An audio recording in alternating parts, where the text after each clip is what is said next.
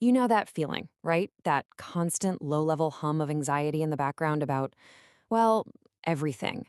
But what if the fix isn't some new strategy, but a really, really old truth? Let's dig into a perspective that, honestly, it could change everything. So let's just put it out there. What if the biggest, most modern cause of our anxiety was already answered by Jesus 2,000 years ago?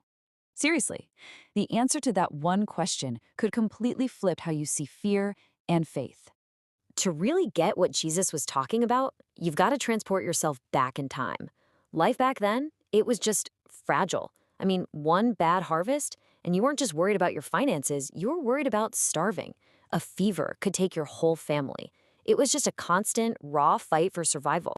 And their worries, they weren't abstract things like, am I on the right career path? Or how's my retirement fund? No, it was, will we eat today? Do we have clothes? Will we make it through the night? That fear of not surviving until tomorrow, it was always there.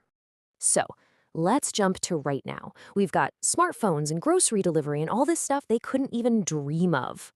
But if you peel back all that modern noise, has that core fear really gone away? I mean, look around. The economy gets shaky, there's talk of another global crisis, things feel unstable. And in those moments, that same ancient anxiety just bubbles right up. It's still about survival, provision, the future. It's all the same question, isn't it? Am I going to be okay? And it's right into that universal fear, that same question that Jesus speaks. And he doesn't just offer some nice, fluffy words. He hits it head on with a message that was totally revolutionary then, and honestly, it still is today. Just let that sink in for a second. Do not worry about your life. I mean, come on, in a world that gives us a million reasons to worry, how is that even possible?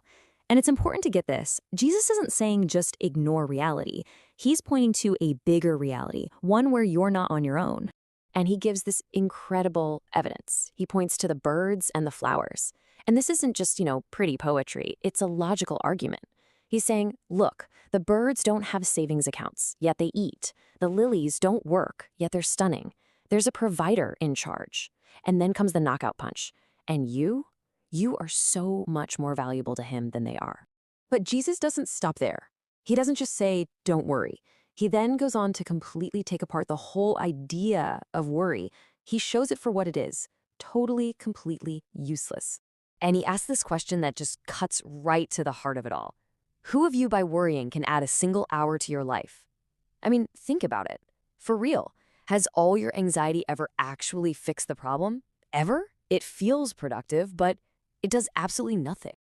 And that's the big lie of worry, isn't it? It whispers in your ear that you'll have control. But really, you just feel helpless. It promises power, but all you get is exhaustion. It promises security, but you just end up more afraid. It's this awful loop that goes nowhere. So what's really going on under the hood here? Jesus' diagnosis is little faith. And you have to hear this right. This isn't him scolding anyone. It's a doctor's diagnosis. He's saying, hey, the problem isn't the storm outside. The problem is the trust you're lacking inside. It all boils down to that one thing. Do you think you're doing this all by yourself? Or do you trust that someone's got your back? Okay, so if worry is the symptom and lack of trust is the diagnosis, what's the prescription? This is the absolute core of what Jesus is teaching. It's a total 180 shift in how we see everything. It's about recentering our whole lives on this new reality he calls the kingdom of God. Now, when Jesus says kingdom, a lot of us think of a place, somewhere far off. But that's not what he means. He's talking about God's active rule, his presence, right here, right now. It's about having that relationship with our Creator put back together again today. And this is where Jesus just flips the script on how the world works, right? The world's logic is secure your survival first. Get the house, the job, the money, then you can make time for God. But Jesus says, nope, you've got it completely backwards. You seek God first, and your survival follows. And this is why we can trust that logic, because we're not just a cog in some cold, indifferent universe. God isn't some far-off deity. Jesus says he's your father. And just like a good dad, he knows what you need. He already knows. So, okay, this whole idea of daily trust, it has massive implications. It's not just about, will I have enough for rent this month? It scales up. It speaks to our biggest, scariest fears about where the whole world is headed. Just think about it this way. If God is taking care of the birds and flowers today, doesn't it make sense he's also in control of history tomorrow and that he's sustaining his kingdom for all of eternity? Learning to trust him with the small stuff today is basically training for trusting him with the really big stuff later.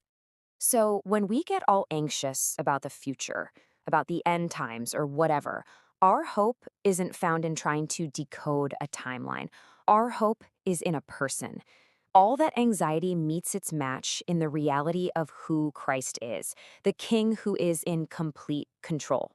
Okay, so let's land the plane here. Where do we actually find this peace that lasts? What is the real cure for all this worry? Well, it's not positive thinking or just trying harder.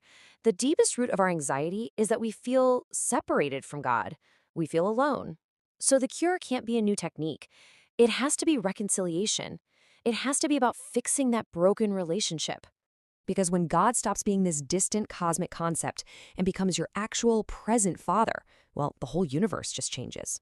Suddenly getting by isn't a struggle, it's a gift. History isn't just random chaos, it's a story with a purpose. And the future?